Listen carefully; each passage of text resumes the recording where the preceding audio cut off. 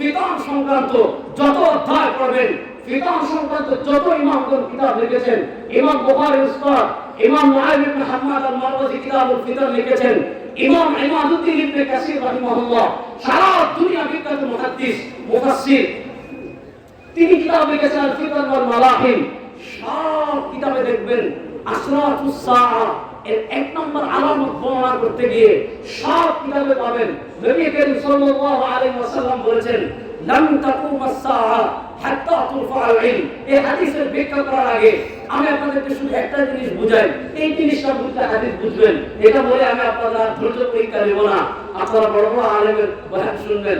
আমি তো এলাকার সবাই আমাকে চিনেন, এখানে আমি 4 বছর ছিলাম, এই পুকুরে গোসল করেছি, এই মসজিদে নামাজ পড়েছি। এই এলাকার এমন কোনো জায়গা নাই যেখানে আমি হাদিসে, শুধু আপনাদেরকে আমি একটা প্রশ্ন করি, দেখেন খুব মনোযোগ দিয়ে পয়েন্টটা বুঝবেন।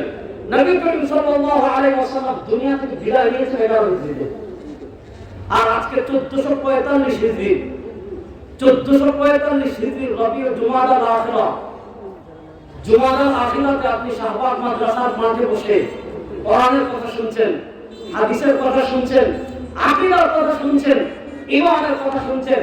আমি আপনাদের কাছে জানতে চাই, সওয়ারে কায়নাত আলাইহিস সালামের উপর আজ থেকে 1435 বছর আগে আল্লাহ বলেছেন আল-ইয়াওমা আকমালতু লাকুম দীনাকুম। আল্লাহ 1435 বছর আগে বলেছেন ইযা জাআ নাসরুল্লাহি ওয়াল ফাত। আল্লাহ 1445 বছর আগে বলেছেন ইন্না দীনা ইনদাল্লাহিল ইসলাম। আল্লাহ 1445 বছর আগে বলেছেন ওয়া মান ইয়াবতাগি গায়রাল ইসলামি দীনান ফালা ইউকবাল মিন। আমি আপনাদের কাছে জানতে চাই, সওয়ারে কায়নাতের উপর 1435 বছর আগে আল্লাহ বলেছেন আল-ইয়াওমা আকমালতু লাকুম দীনাকুম। আমি আজ দিন পরিপূর্ণ করে দিয়েছি, কোরআন পরিপূর্ণ করে দিয়েছি, শরীয়ত পরিপূর্ণ করে দিয়েছি, আকীদা পরিপূর্ণ করে দিয়েছি। 1435 বছর পর আল্লাহ 1435 বছর আগে যে কোরআন পরিপূর্ণ করেছিলেন, সেই কোরআন 1435 বছর পর আমাদের কাছে আছে না নাই? আছে। বড় আসতে মাত্রা আছে, বড় আসতে কইলা আছে। সেই কোরআন 1435 বছর পর আমাদের কাছে আছে কি নাই? আছে। সেই আকীদা আমাদের কাছে আছে না নাই? আছে। কথা বলেন আছে। নাই না?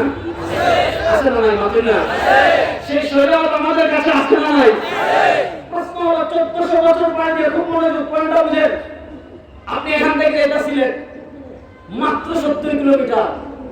আপনি সিলেট যাইতে হলে পা লাগে, রাস্তা লাগে, লেগুনা লাগে, বাস লাগে, আর কোথা না পেলে টেম্পু লাগে, আর কোথা না পেলে ঠেলা গাড়ি লাগে, তাও যদি না পান বেল লাগে, মানে